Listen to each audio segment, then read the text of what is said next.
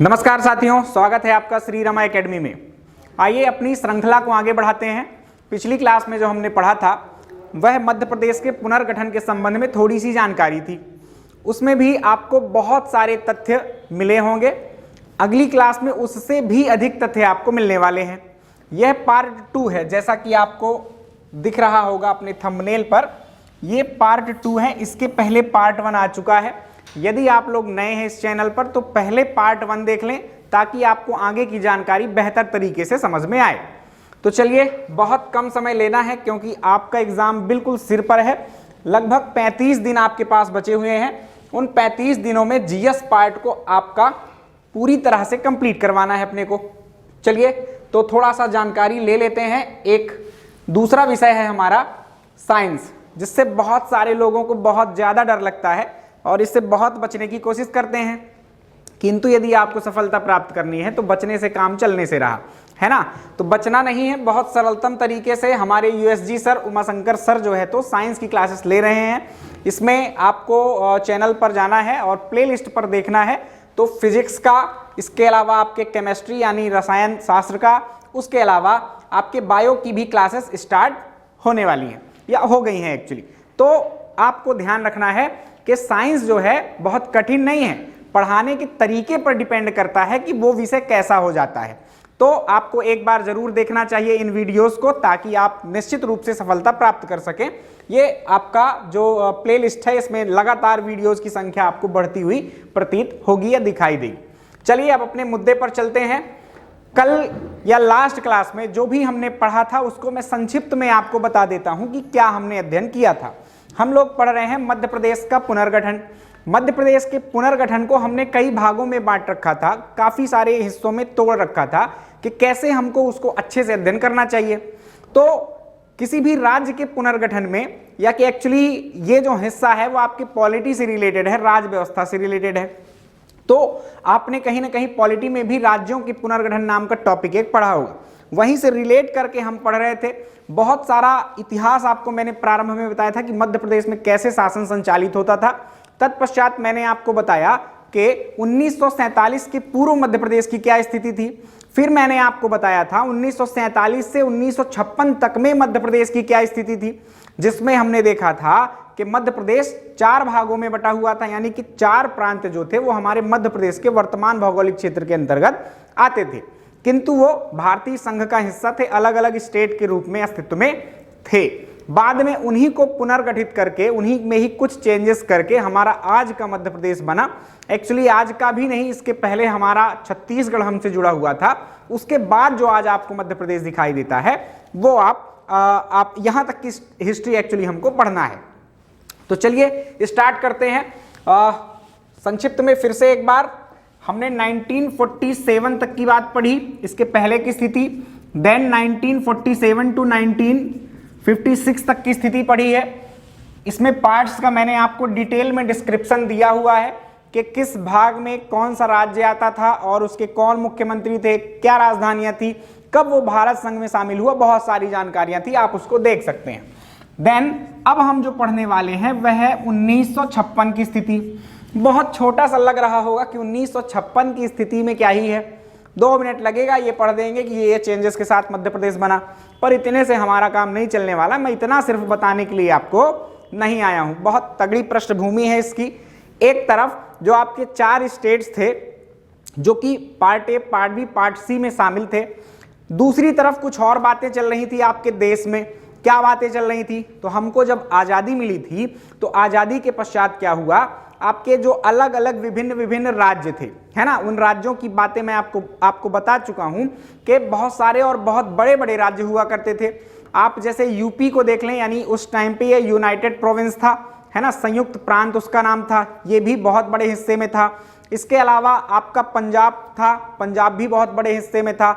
इसके अलावा आपका जो बॉम्बे प्रांत है, मद्रास प्रांत है, असम, बंगाल, ये सारे हिस्से काफी सारे क्षेत्रों से जुड़े हुए थे, जिनमें अलग अलग भाषा के, अलग अलग संस्कृतियों के लोग साथ में रह रहे थे। निश्चित सी बात है कि अलग अलग प्रकृति के लोग रहेंगे, अलग अलग भाषा बोलने वाले रहेंगे तो कहीं ना कहीं विवाद होंगे। तो सभी लोग जो अलग अलग क्षेत्र थे उन्होंने अपनी भाषा को लेकर स्टेट को गठित करने के लिए आंदोलन वगैरह शुरू कर दिए थे। तो उस टाइम पे प्रारंभिक तौर पर हमारे जो राष्ट्रपति थे वो थे डॉक्टर राजेंद्र प्रसाद। डॉक्टर राजेंद्र प्रसाद ने क्या किया, एक समिति का गठन किया था। यहां पर आपको नाम वगैरह संक्षिप्त में देखते रहना है, शेष हिस्सा क्या करना है, पॉलिटी से तो आपको अध्ययन करना ही है ना। थोड़ा बहुत जानकारी मैं यहां पर देता जाऊंगा आपको। देखिए, तो 1947 में, नवंबर 1947 में 15 अगस्त 1947 को हमारा देश आजाद हुआ। आजादी के कुछ ही समय पश्चात ये मांग चालू हो गई, क्योंकि हमारे प्रांत जो थे वो थोड़ा सा अव्यवस्थित तरीके से थे, हमको राज्यों का पुनर्गठन करना ही था। इसी के साथ साथ देश में क्या चालू हो गया था, आपके भाषा के आधार पर राज्यों के गठन की मांग चालू हो गई थी। तो इस पर रिपोर्ट सौंपने के लिए एक समिति का गठन किया गया था। उस समिति का नाम याद रखना है आपको, एस.के. धर समिति। एस.के. धर समिति। एस.के. धर समिति जो थी 1947 में, नवंबर 1947 में गठित की गई थी राजेंद्र प्रसाद जी के द्वारा। इसने एक वर्ष पश्चात अपनी रिपोर्ट सौंपी। उस रिपोर्ट में क्या कहा गया, उस रिपोर्ट में कहा गया कि भाषाओं के आधार पर राज्यों का पुनर्गठन बिल्कुल ठीक नहीं होगा। हमको जो पंचवर्षीय योजनाएं लागू करनी है उसका ध्यान रखना पड़ेगा, प्रशासनिक क्षमताओं का ध्यान रखना पड़ेगा, और दूसरे प्रकार की जो वित्तीय चीजें हैं उन सब का ध्यान रखकर हमको क्या करना पड़ेगा, राज्यों का पुनर्गठन करना पड़ेगा। तो इन्होंने भाषा के आधार पर जो राज्यों के पुनर्गठन की बात थी उसको सिरे से नकार दिया। तत्पश्चात इस समिति की जो रिपोर्ट थी उस पर या के उसके संबंध में जांच या उसको जांच करने के लिए कि इन्होंने जो बातें कही हैं वो सही है कि गलत है, तो थोड़ा सा एक और समिति का गठन किया गया था जिसका नाम था 1948 में गठित की गई थी। उसका नाम था जेबीपी समिति। क्या नाम था, जेबीपी समिति। ये जेबीपी का मतलब क्या है, बहुत अच्छे व्यक्तित्व इसमें शामिल थे। जे का मतलब जवाहरलाल नेहरू से है, बी का मतलब आपके वल्लभ भाई पटेल से है, और पी का मतलब पट्टाभी सीतारमैया से है। तीन महत्वपूर्ण शख्सियत इनको उसका सदस्य बनाकर क्या किया गया, समिति का गठन किया गया। इन्होंने भी जो जांच की उससे यह पता चला कि भाषा के आधार पर राज्यों का गठन ठीक नहीं है, तो इन्होंने भी मना कर दिया कि भाषा के आधार पर गठन नहीं किया जाएगा। जब ये बात सुनी गई या लोगों के द्वारा अखबारों में पढ़ी गई तो उन्होंने क्या कर दिया, अपने आंदोलनों को तेज कर दिया कि ये तो हमारी बातें क्या है, नकार रही है सरकार कि राज्यों के आधार भाषा के आधार पर राज्यों का गठन नहीं होगा। तो इन्होंने क्या किया कि एक तेलुगु भाषी राज्य जो है आपका आज आंध्र प्रदेश है, तेलुगु भाषा बोलने वाला, वहां के एक पोटी श्रीरामुल्लू थे।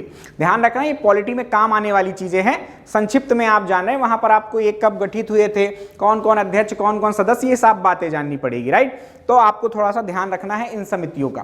तो पोटी श्रीरामुल्लू जी जो थे 52 दिनों तक उन्होंने अनशन किया और उस अनशन के पश्चात उनकी मृत्यु हो जाती है। 1953 के आसपास क्या हो जाती है, उनकी मृत्यु हो जाती है। उनकी मृत्यु से क्या है, ये आंदोलन और तेज हो गया। इसको ध्यान में रखते हुए जवाहरलाल नेहरू ने क्या किया कि जो आंध्र प्रदेश राज्य था भाषा के आधार पर उसको गठित कर दिया।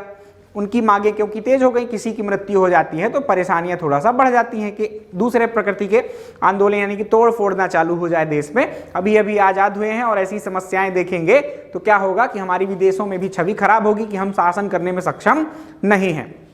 तो इन्होंने क्या किया, आपका एक राज्य का गठन कर दिया। 1 अक्टूबर 1953 को आपके आंध्र प्रदेश का गठन हुआ और आपसे प्रश्न पूछा जाता है कि भाषा के आधार पर कौन सा राज्य जो है तो पहली बार देश में गठित हुआ, तो उसका उत्तर होगा आपका आंध्र प्रदेश। तो आंध्र प्रदेश का जैसे ही गठन हुआ तो फिर समस्या कि भाई एक राज्य बन गया तो दूसरे जगहों पर जो भाषा के आधार पर डिमांड चल रही थी राज्यों की, उनके आंदोलन तेज हो गए कि एक राज्य गठित हो गया है तो हमारा राज्य क्यों नहीं गठित हो रहा है। तो फिर एक और समस्या हो गई। तो आगे चलकर एक और समिति का गठन किया जाता है जिसके अध्यक्ष जस्टिस फजल अली थे। फजल अली, ये थोड़ा सा आपके एमपी के दृष्टिकोण से भी महत्वपूर्ण है, पूछ लिए गए हैं एमपी जी के से संबंधित कुछ फैक्ट इसमें से। तो फजल अली याद रखना एक समिति का नाम है, या कि इस समिति का नाम वास्तव में राज्य पुनर्गठन समिति था, लेकिन इसके अध्यक्ष फजल अली थे, इसके कारण इसका नाम फजल अली आयोग के नाम से ही चलता है। 22 दिसंबर 1953 को गठित की गई थी। कब गठित की गई थी? 22 दिसंबर 1953 इस तारीख को गठित हुई। 1955 में इन्होंने अपनी रिपोर्ट सौंप दी। 30 दिसंबर 1955 को क्या है, इन्होंने अपनी रिपोर्ट सौंपी। और इस रिपोर्ट में इन्होंने क्या कहा कि भाई आपके जो राज्यों की व्यवस्था थी उस टाइम की, उसको चेंज करके उन्होंने कहा कि पार्ट के हिसाब से अब राज्यों का सिस्टम हटाना है हमको, और जो टोटल इतने सारे पार्ट्स हैं और उन पार्ट्स में अलग अलग राज्य हैं, सबको मिला जुलाकर अपनी व्यवस्था बताकर इन्होंने कहा कि कुल मिलाकर आपको 16 राज्य और 3 केंद्र शासित प्रदेश गठित करना है। इन्होंने अपनी रिपोर्ट में क्या कहा, कितने राज्य गठित करना है,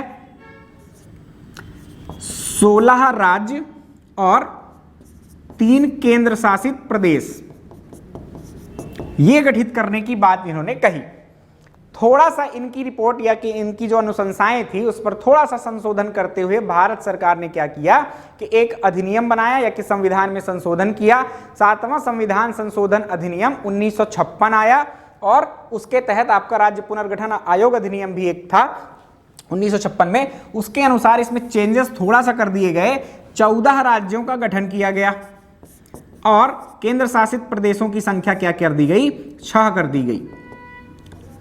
और इस प्रकार से 1956 में, जिसमें से 7वां संविधान संशोधन करना पड़ा हमको 1956 में ही हुआ, और राज्य पुनर्गठन आयोग अधिनियम लाया गया 1956 में। उसके तहत जो है तो आपके देश में पार्ट वाला जो सिस्टम चल रहा था उसको कर दिया गया समाप्त, और 14 राज्य अस्तित्व में आ गए। बड़े बड़े राज्यों के नाम बता देता हूं, तो जैसे एक बॉम्बे प्रांत था, एक मद्रास प्रांत भी था, आंध्र प्रदेश भी था, उसके अलावा आपका राजस्थान भी था, उसके अलावा आपका यूनाइटेड प्रोविंस यूपी वाला भी इलाका था, है ना। इस तरह से मध्य प्रदेश, उनमें से एक कौन सा था, मध्य प्रदेश भी बना, राइट। तो उन 14 राज्यों में से एक प्रदेश आपका सामने आता है, कौन सा, मध्य प्रदेश। तो इस पॉइंट के लिए 1956 की स्थिति को समझने के लिए हमने ये कहानी अभी जानी है। वापस से संक्षिप्त में रिपीट कर रहा हूं, भाषा के आधार पर मांग चालू हुई, उसको पूरा करने के लिए, उस पर जांच बिठाने के लिए एक समिति का गठन किया गया जिसका नाम था एसके धर समिति, श्याम कृष्ण धर समिति। तो इस समिति ने कहा कि भाषा के आधार पर नहीं होना चाहिए राज्यों का गठन। उसके पश्चात 1948 में जेबीपी समिति गठित की गई, इसने भी कहा कि भाषा के आधार पर नहीं होना चाहिए। आंदोलन तेज हो गए, पोटी श्री रामुलु की मृत्यु हो गई। उनके पश्चात आंध्र प्रदेश का गठन करना पड़ा, जो कि भाषा के आधार पर गठित होने वाला प्रथम राज्य था। कब गठित हुआ, 1 अक्टूबर 1953 को। तत्पश्चात फिर आंदोलन तेज हुए तो एक और समिति का गठन किया गया जिसका नाम फजल अली आयोग था। फजल अली आयोग में फजल अली अध्यक्ष थे। 2 नाम और याद रख लेना, या ये भी महत्वपूर्ण है, पूछे जाते हैं आपके। पंडित हृदय नाथ कुंजरू, पंडित हृदय नाथ कुंजरू थे। इसके अलावा आपके के.एम. पणिक्कर जो थे ये सदस्य थे। तो फजल अली क्या थे आपके, जस्टिस फजल अली वो थे आपके अध्यक्ष, और के.एम. पणिक्कर और हृदयनाथ कुंजरू, पंडित हृदयनाथ कुंजरू, क्षमा कीजिएगा ये बुरा मान जाते थे, इनके सामने भी पंडित शब्द न लगाया जाता। तो ठीक है, चलिए। तो पंडित हृदयनाथ कुंजरू इसके सदस्य थे। इसने रिपोर्ट सौंपी 16 राज्य और 3 केंद्र शासित प्रदेशों की। भारत सरकार ने रिपोर्ट में थोड़ा सा संशोधन किए और 14 राज्य और 6 केंद्र शासित प्रदेशों का गठन किया। चलिए अब आगे बढ़ते हैं, अब आ जाते हैं अपने एमपी में। इन 14 राज्यों में से ही क्या था, एक हमारा मध्य प्रदेश था। उस मध्य प्रदेश के गठन में कुछ परिवर्तन किए गए थे, जैसा कि जो आप मध्य प्रदेश की सीमाएं आज देख रहे हैं उसमें क्या क्या था। तो सीपी एवं बरार था जो कि पार्ट ए का भाग था, मध्य भारत था जो कि पार्ट बी का भाग था, विंध्य प्रदेश और भोपाल ये पार्ट सी के भाग थे। तो एक्चुअली 4 प्रांत थे, तो उनमें से कुछ इधर उधर चेंजेस करके हमने एक राज्य बनाया, मध्य प्रदेश। क्या नाम बनाया, मध्य प्रदेश। जवाहरलाल नेहरू ने इस प्रदेश को हृदय प्रदेश की संज्ञा भी दी थी। तो देखते हैं कि क्या चेंजेस हुए हैं। यहां पर एक लाइन लिखी हुई है, मध्य प्रदेश का गठन निम्न भौगोलिक परिवर्तनों के साथ हुआ। तो क्या भौगोलिक परिवर्तन हुए थे, उन 4 स्टेट्स में से हमने क्या क्या मिलाकर, क्या क्या बाहर करके अपने स्टेट को एक राज्य बनाया। तो देखते हैं, पहला पॉइंट है सीपी एवं बरार के 8 मराठी भाषी जिलों को बॉम्बे प्रांत को दे दिया गया। तो आपके जस्ट नीचे ही कौन सा प्रांत लगता था, बॉम्बे प्रांत। उस टाइम के बॉम्बे प्रांत में कहीं ना कहीं आपका गुजरात और आज के महाराष्ट्र का जो पश्चिमी इलाका है वो लगभग पूरा शामिल होता था। तो इसकी सीमाएं हमसे मिलती थी। तो हमने क्या किए कि 8 मराठी भाषी जिले जिसमें मराठी भाषा बोली जाती थी वो बॉम्बे प्रांत को दे दिए। अभी बॉम्बे का नाम क्या हुआ, अभी महाराष्ट्र वगैरह नहीं हुआ है, अभी केवल क्या है, बॉम्बे प्रांत ही था। तो वो 8 जिले भी आप याद रख सकते हैं। व्यापम का मैं कोई भरोसा नहीं मानता कि क्या पूछ ले, तो यहां लिख रहा हूं, ये बात एक्स्ट्रा है, नोट कर लेना। नंबर 1, चलो मैप में भी दिखा देंगे आपको। नंबर 1 है अकोला, नंबर 2 है अमरावती। भूल जाते हैं इसलिए मैंने इनको थोड़ा सा ABCD के फॉर्मेट में रखा हुआ। ए से अकोला, ए से अमरावती। 3 है आपका भंडारा। 4 है आपका बुल्ढाना। 5वां है आपका, आज चंद्रपुर इसका नाम है, तत्कालीन चांदा। 6वां है आपका नागपुर, जो कि सीपी एवं बरार की राजधानी ही थी। 7वां वर्धा और 8वां यवतमाल। तो ये 8 मराठी भाषी जो जिले थे, इनको हमने किसको दिया? बॉम्बे प्रांत को दिया। और अब हमारे पास क्या बचा? तो हमारे पास जो ऊपर का हिस्सा था मध्य प्रदेश का, वो शेष रह गया, यानी महाकौशल वाला रीजन और छत्तीसगढ़ का रीजन। विदर्भ और बरार जो हम कहते थे, सीपी एवं बरार में जो हिस्सा शामिल था, वो अब बॉम्बे प्रांत के पास चला गया। ये जो जिले हैं वो कौन से जिले हैं? ये विदर्भ क्षेत्र कहलाता है, ये याद रखना है आपको। नागपुर के आसपास के जिले जो हैं वो विदर्भ रीजन के अंतर्गत आते हैं, या पूर्वी महाराष्ट्र आप कह सकते हैं। तो पहला परिवर्तन आपको समझ में आया।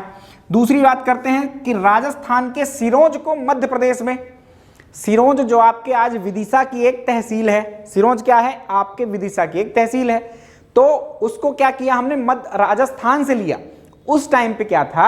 उस टाइम पे आपका ये जो सिरोंज था वो आपके टोंक रियासत का एक जिला था। आप एक मैप देखिएगा, इसमें वो बात आपको थोड़ा सा समझ में आएगी, राइट? क्योंकि कई सारे कंफ्यूजन हो जाते हैं बच्चों को कि ये सिरोंज आप देखेंगे तो गुना से भी अंदर है, काफी अंदर है। विदिशा यानी हमारी जो भूमि है, लैंड वाला हिस्सा है, उसके काफी अंदर है। तो लोग सोचते हैं ये सिरोंज को कैसे इधर कर दिया है। तो सिरोंज एक्चुअली क्या था? ये टूटे कितने सारे हिस्से आपको इस मैप में दिखाई दे रहे होंगे, इसको ध्यान से देखिएगा। तो ये देखो, आपको शायद स्पष्ट ना दिखे, ये यहां पर आपकी टोंक रियासत के कुछ हिस्से हैं। एक जिला ये है, एक जिला ये है, एक जिला ये है। इस प्रकार से कई सारे हिस्से थे, टुकड़े टुकड़े में थे। तो यहां पर ये टोंक रियासत आपकी जो थी उसका हिस्सा था ये सिरोंज। और एक स्पष्ट मैप से आप देखना चाहें तो ये इस प्रकार से देख रहे हैं, ये यहां टोंक लिखा है, साथ में सिरोंज लिखा हुआ। ये पुराना मैप है, तो इसमें आपको ये बात स्पष्ट हो रही होगी कि कैसे ये पृथक से था। तो इस सिरोंज को क्या किया हमने ले लिया, अपने राज्य में मिला लिया, क्योंकि ऐसे तो अच्छा नहीं होगा राज्यों का गठन के आधे आधे टुकड़े इधर उधर घूम रहे हैं, कि मध्य प्रदेश के बीच में एक राजस्थान का जिला घूम रहा है, तो ऐसा नहीं था। इसलिए सिरोंज को क्या किया? मध्य प्रदेश में मिला दिया गया। और मध्य प्रदेश का एक सुनेल टप्पा नाम का गांव है, सुनेल टप्पा नाम का गांव है, उस गांव के साथ क्या किया गया? उस गांव को किसको दे दिया गया? आपके राजस्थान को दे दिया गया। वो कहां का हिस्सा है, कुछ भी पूछा जा सकता है। तो सुनेल टप्पा गांव राजस्थान में मिलाया गया। कहां था? तो मंदसौर की आपके भानपुरा तहसील में। कहां था पहले वह?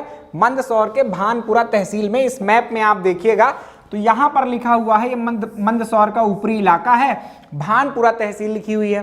तो इस भानपुरा तहसील के यहां पर कहीं पर बिल्कुल किनारे, भानपुर से बहुत दूर था, है ना। एक तो मंदसौर जिले से काफी दूर था और भानपुरा तहसील से भी काफी दूर, आउट सा कटा सा ये गांव था। इसके कारण राजस्थान को दे दिया गया। और राजस्थान के झालावाड़ से ये काफी निकट था, तो झालावाड़ जिले में आज ये वर्तमान में शामिल है। तो यहां पर आपके कौन सा था? सुनेल टप्पा गांव था। ध्यान रखना आज कहां है? तो आज आपके झालावाड़ जिले में यह स्थित है। तो भानपुरा तहसील के सुनेल टप्पा को राजस्थान को दे दिया गया और राजस्थान का जो सिरोंज जिला था टोंक रियासत का, उसको दे दिया गया मध्य प्रदेश को। तो दूसरा चेंज हो गया।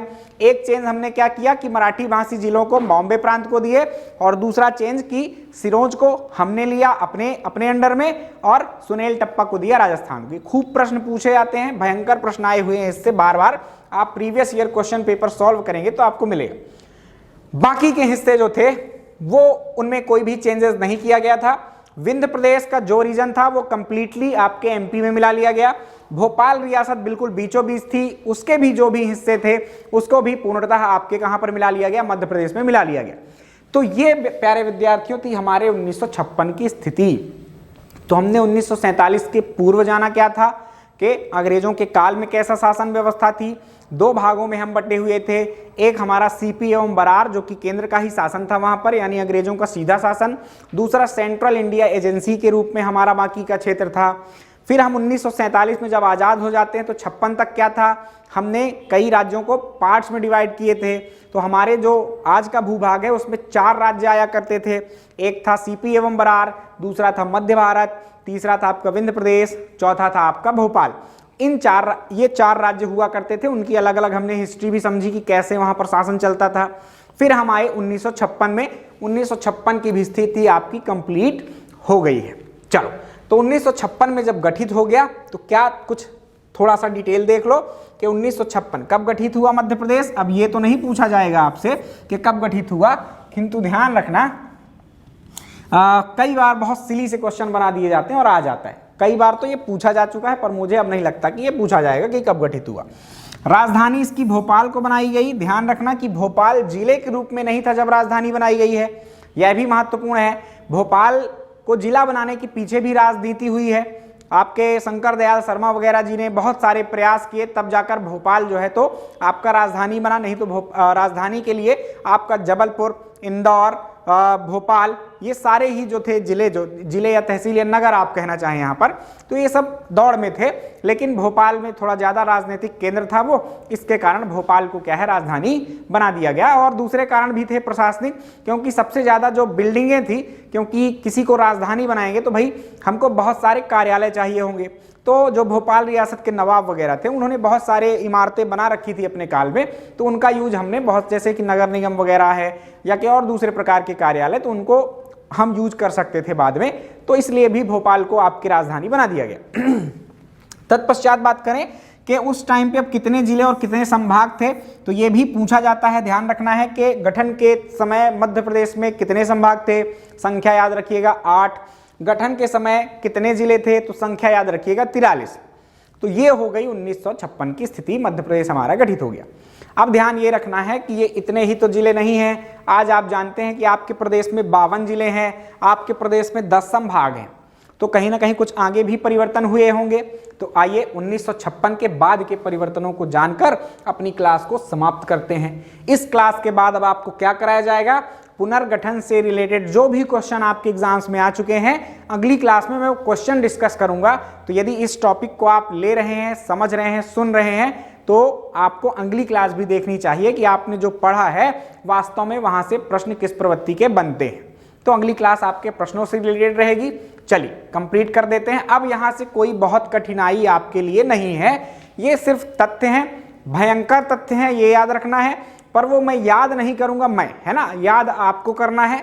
बहुत सिस्टमेटिक तरीके से मैंने उनको लिख रखा है, आपको बस देखना है, यहां पर सुनना है ध्यान से। बस जैसा मैं गुणा भाग करवाता जाऊं यहीं पर करते जाना, तो कुछ यहीं याद हो जाएगा। और फिर एक बार आप क्लास को रिपीट करके या इसको लिख कर जो है तो आप दोबारा से पढ़ेंगे तो आपको पूर्णतः ये कंठस्थ हो जाएगा। तो चलिए सुमिरन करते रहिएगा, आपको सफल होना ही है इस बार। 1956 के बाद की स्थिति की बात कर रहे हैं, तो प्रदेश की प्रशासनिक दक्षता बढ़ाने के उद्देश्य से आंतरिक पुनर्गठन निरंतर जारी है। तो अंदर से आपको यदि सक्षम बनना है, अच्छा प्रशासन लाना है, तो विकेंद्रीकरण करना पड़ेगा। बड़े बड़े जिलों को छोटे जिलों में डिवाइड करना पड़ेगा, बड़े संभागों को छोटे संभागों में डिवाइड करना पड़ेगा, बड़े राज्यों को भी डिवाइड करना पड़ सकता है।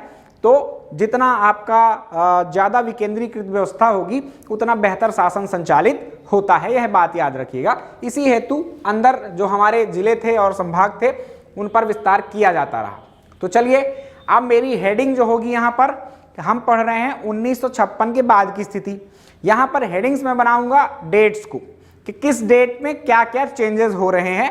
तो आपको डेट भी याद रखनी है, डेट मतलब पूरी डेट। 26 नवंबर 1972 मतलब 26 नवंबर 1972। 1972 से काम नहीं चलना, व्यापम के लिए खास।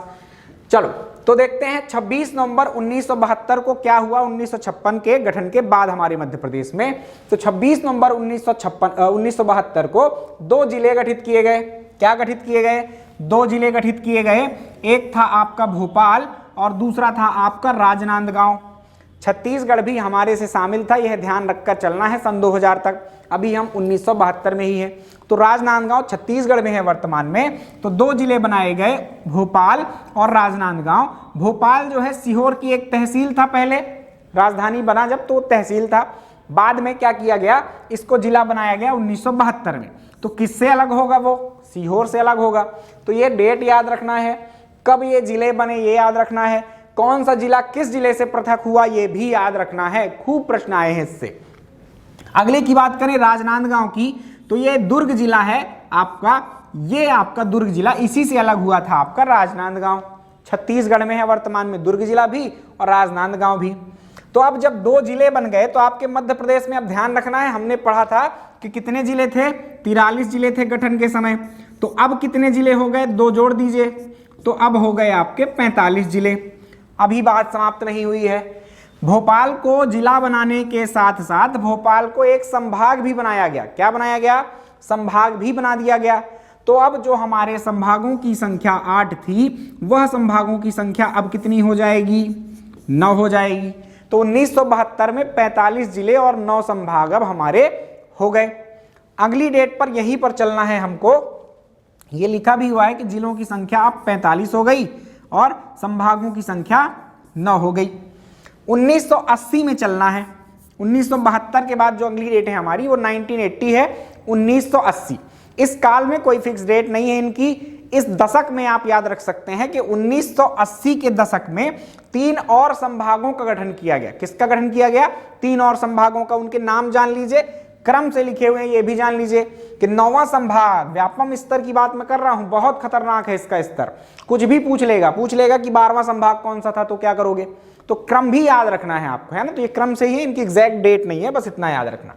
तो बस्तर जो है तो वो आपके मध्य प्रदेश का 10वां संभाग बना। क्या बना, 10वां संभाग। चंबल जो बना वो आपका 11वां संभाग बना। और 12वां संभाग जो है आपका वो बन गया होशंगाबाद। तो आपके छत्तीसगढ़ के अलग होने के पूर्व हमारे पास कितने संभाग हो गए, 12 संभाग हो गए और 45 जिले हो गए। संभाग 12 ही रहेंगे, चिंता मत करना छत्तीसगढ़ के गठन तक। जिलों में चेंजेस अभी होंगे। गठन के थोड़ा सा पूर्व, मतलब छत्तीसगढ़ अलग होने से पहले ही 16 जिले आपके बन जाते हैं मध्य प्रदेश में। आइए देखते हैं कब। तो एक डेट है 25 मई 1998। कब की डेट है, 25 मई 1998। इस तारीख को क्या हुआ, आपकी एक समिति जरूर याद रखना है, BR दुबे या BR दवे समिति। तो BR दवे समिति, जिसका गठन बहुत पहले हो चुका था जिलों के गठन के लिए, जिला पुनर्गठन समिति थी ये, तो 1982 में गठन हुआ था इसका। इसकी अनुशंसा पर 16 नए जिलों का गठन होना था। कितने जिलों का गठन होना था, 16, जिसमें से 10 जिलों का गठन हो गया। 25 मई 1998 को इनकी अनुशंसा से 10 जिलों का गठन हो गया। 16 की अनुशंसा की थी इन्होंने, लेकिन 10 का गठन हो गया। किन्हीं कारणों से 6 जिलों का गठन नहीं हो पाया। अभी आगे उसकी कहानी जानेंगे। तो ये जो 10 नए जिले गठित हुए, अब छत्तीसगढ़ में कौन से जिले थे, क्या गठित हुए, किससे अलग हुए, वो आपसे प्रश्न ही नहीं आते। इतना लोड नहीं लेना है आपको। जो हमारे आज MP में है उनको ध्यान में रखना है कि कौन सा जिला किससे अलग हुआ और किस तारीख को। तो तारीख तो ऊपर ही लिखी हुई है, 25 मई 1998 को सब नए जिले बने। तो 10 जिले गठित हुए, किंतु हमारे आज 4 जिले जो है तो मध्य प्रदेश में वर्तमान में है, तो इनको याद रखना है। एक जिला है बड़वानी, एक जिला है श्योपुर, और एक है कटनी और एक है डिंडोरी।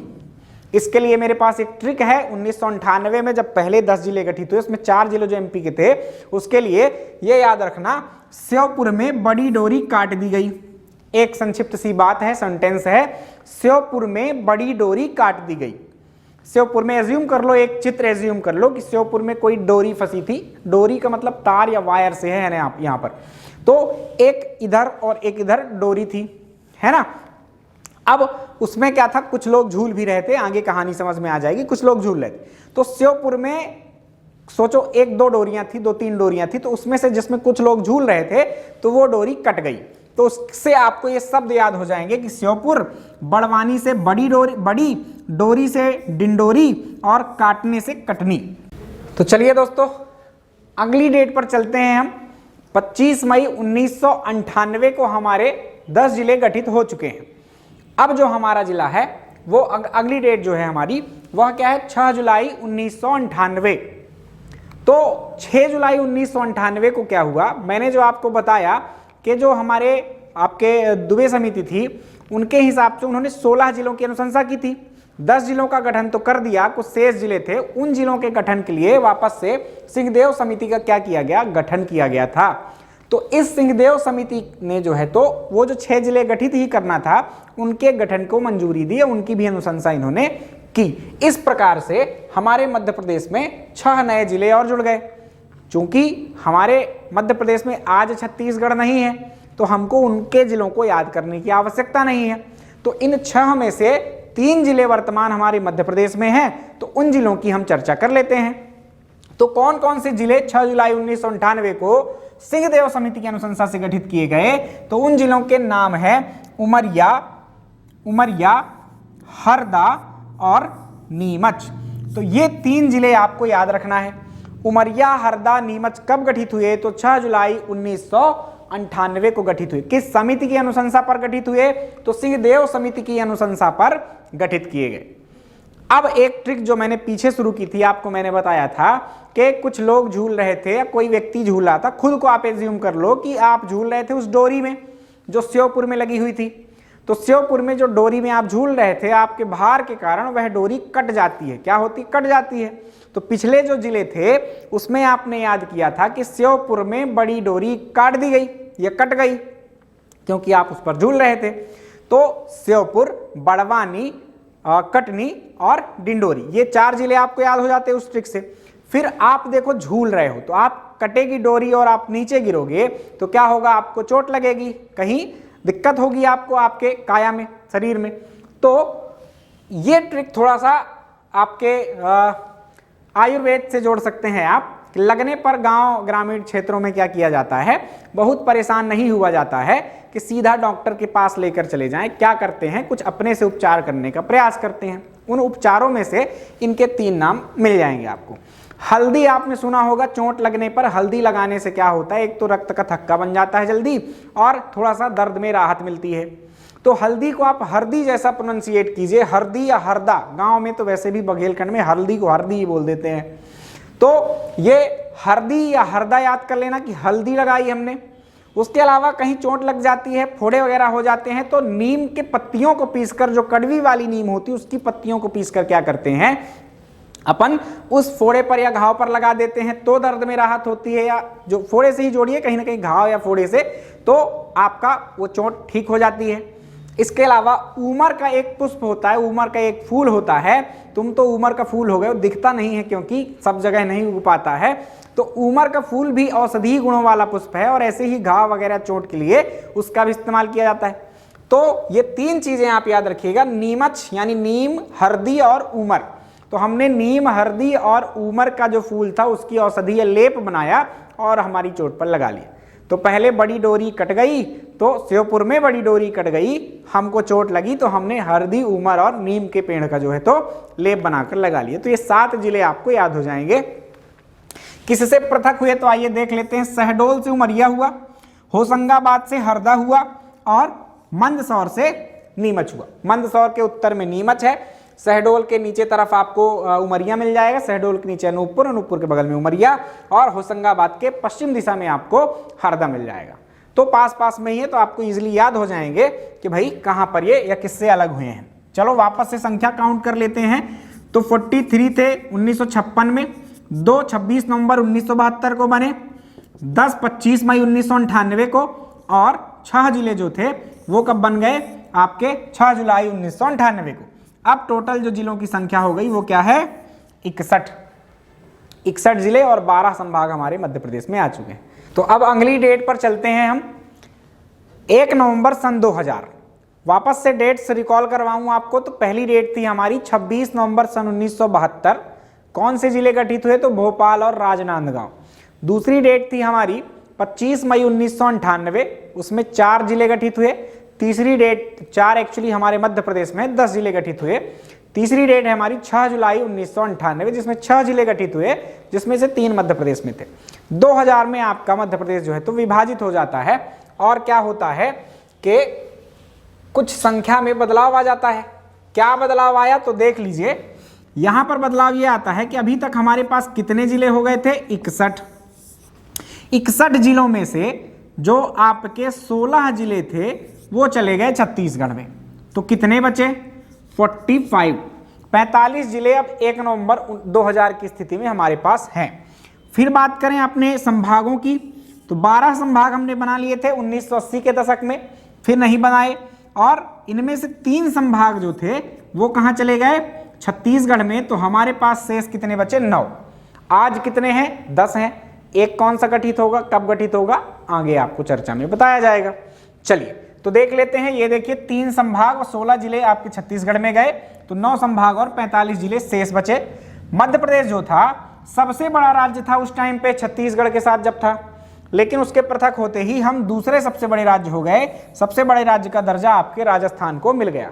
छत्तीसगढ़ किस क्रम का राज्य बना, तो 26वें क्रम का राज्य बना, यह भी याद रखिएगा।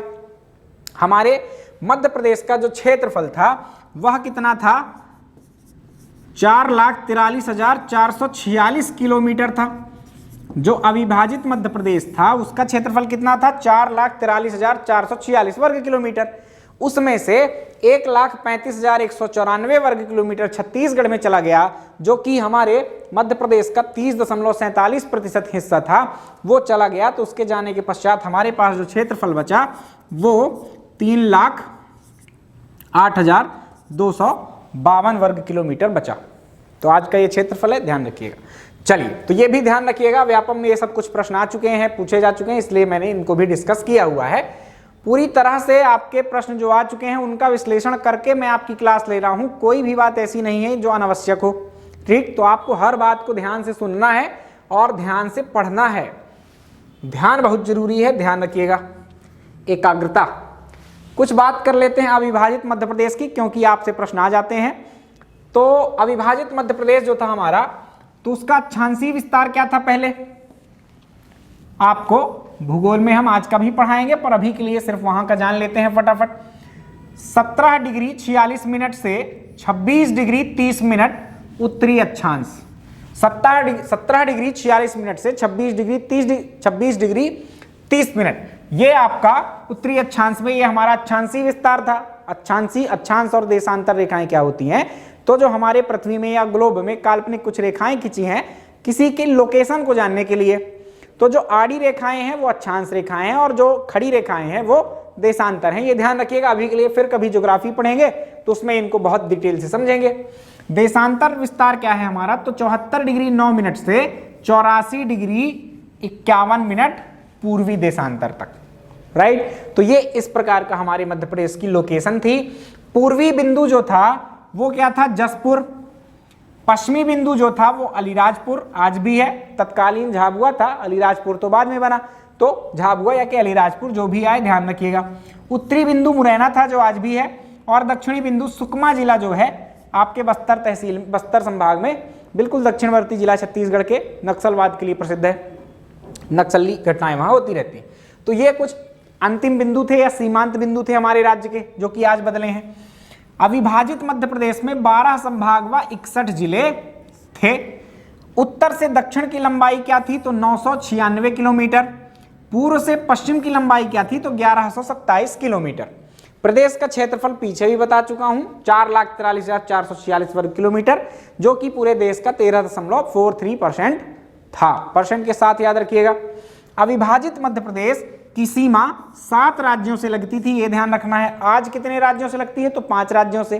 तब कितने राज्यों से लगती थी, 7। आज के जो 4 राज्य हैं वो सेम है, राजस्थान, उत्तर प्रदेश, गुजरात और महाराष्ट्र। 3 जो एक्स्ट्रा राज्य थे जो छत्तीसगढ़ से सीमा बनाते हैं आज, उस काल में मध्य प्रदेश था वो, तो बिहार, जो कि एक्चुअली झारखंड था, है ना। उस टाइम पे क्या था, झारखंड, छत्तीसगढ़, झारखंड बिहार का ही भाग था। तो झारखंड तो बाद में अलग हुआ, तो हमें बिहार ही नोट करना है, ध्यान रखना। बिहार की सीमा छत्तीसगढ़ से भी नहीं मिलती, झारखंड की एक्चुअली मिलती है, पर झारखंड छत्तीसगढ़, झारखंड बिहार का ही हिस्सा था, इतना ध्यान रखना है। उड़ीसा की सीमा छत्तीसगढ़ से मिलती थी, आंध्र प्रदेश की मिलती थी। अविभाजित मध्य प्रदेश में 7 भौतिक प्रदेश थे। भौतिक प्रदेश का मतलब जो भौगोलिक रूप से हम विभाजित करते हैं, जैसे आज आपका मालवा का पठार, बुंदेलखंड का पठार, मध्य भारत का पठार, ऐसे करके 7 जो आपके भौतिक प्रदेश हैं। उस काल में कितने थे, 9 थे, 2 आपके छत्तीसगढ़ में थे। क्लियर। चलो, तो ये था अविभाजित मध्य प्रदेश का डेटा। काम आ सकता है कहीं ना कहीं, क्योंकि यहां से भी प्रश्न आए हुए हैं। ये आप देख सकते हैं, इस प्रकार का कुल हमारा मध्य प्रदेश हुआ करता था। इस नक्शे से आप देख सकते हैं। ये राज्य हैं उत्तर प्रदेश, बिहार, देखो झारखंड था तो अब अलग हो गया है, बिहार, उड़ीसा, आंध्र प्रदेश और आपका महाराष्ट्र और गुजरात। ये 7 राज्यों की सीमा जो थी हमारे एमपी से लगा करती थी। कितना बड़ा राज्य था देखो, है ना। आंध्र प्रदेश भी कितना बड़ा दिख रहा है। अगली डेट पर चलें प्यारे विद्यार्थियों, तो अगली तिथि है हमारी आपका 15 अगस्त सन 2003। तो अगले जो जिले गठित होंगे वो कब गठित होंगे? 15 अगस्त 2003 को। किस समिति की अनुशंसा पर जिले गठित होंगे? अब क्योंकि छत्तीसगढ़ या कुछ हमसे अलग होने वाला नहीं है, तो सबके सब जिले हमारे मध्य प्रदेश के ही हैं, वर्तमान मध्य प्रदेश के। तो बीएन बोस समिति की अनुशंसा पर जो है तो 3 जिलों का गठन किया गया। एक था अशोकनगर, एक था बुरहानपुर और एक है अनूपपुर। एक जैसे नाम है पुर या नगर करके, तो अशोकनगर, अनूपपुर, बुरहानपुर, ये याद रखिएगा। अशोकनगर गुना से अलग हुआ, खंडवा से बुरहानपुर और शहडोल से अनूपपुर जिले का जो है तो गठन किया गया। तो इस प्रकार से कुल संख्या जो 45 थी हमारे गठन के पश्चात, छत्तीसगढ़ के पृथक्करण के पश्चात, अब वो हो गई 3 जिलों के जुड़ने से 48। क्लियर। चलिए अगली तिथि पर चलते हैं। बस अब संक्षिप्त सा डेटा है, यहाँ के लिए कोई ट्रिक नहीं है। आप बनाना चाहें तो उसी के आगे कोई स्टोरी डालकर आप जोड़ सकते हैं। 17 मई 2008, ये 2 डेट्स हैं। 2008 में ही 2 तिथियां हैं, एक 17 मई है 2008, 17 मई 2008 अलीराजपुर का गठन किया गया झाबुआ से अलग करके। ध्यान रखना एक क्रम भी पूछ लिए जाते हैं, किस क्रम का जिला था? तो 49वें क्रम के क्या था ये जिला बना हमारे प्रदेश का। 50वां जो जिला था वो सिंगरौली बना। कब बना? तो 2008 में ही, लेकिन तिथि चेंज हो जा रही है। क्या हो गई? 17 मई से 24 मई हो गई। क्या हो गई? 17 मई से 24 मई। सिंगरौली राइट, किससे अलग होगा? तो सीधी से अलग होगा। 16 अगस्त 2013, 16 अगस्त 2013 अगली डेट है। आगर मालवा नाम का एक नया जिला बनाया जाता है शाजापुर से पृथक करके, और ये था हमारा 51वां जिला। 2013 से काफी समय तक यही जिले थे हमारे पास 51, किंतु आगे फिर एक और जिला गठित कर दिया जाता है। कौन सा जिला गठित कर दिया जाता है? तो आपका सन 2018 में आगर के पश्चात निवाड़ी, नया बिल्कुल 52वां जिला है आपके प्रदेश का। कब गठित हुआ? तो 1 अक्टूबर 2018 को। किससे अलग हुआ? तो टीकमगढ़ से अलग हुआ। किस क्रम का जिला है? तो 52वां जिला है। क्षेत्रफल 1317 वर्ग किलोमीटर, सबसे छोटा जिला है वर्तमान में। 2011 की जनगणना से मत करना, अभी वर्तमान स्थितियों में सबसे छोटा है। जनसंख्या कितनी है? 4.1 लाख, सबसे छोटा जनसंख्या के मामले में भी है वर्तमान में। संभाग कौन सा है? तो सागर संभाग। टीकमगढ़ किसका हिस्सा था? सागर संभाग। सागर संभाग में 6 जिले थे, तो अभी ये टीकम से अलग होकर निवाड़ी हो गया। तहसीलें यहाँ पर 3 हैं, निवाड़ी, पृथ्वीपुर और ओरछा, और जनपद पंचायतें जो हैं वो 2 हैं, निवाड़ी और पृथ्वीपुर। तो ये कुछ संक्षिप्त जानकारी थी, थोड़ा सा ज्यादा डिटेल थी किसकी?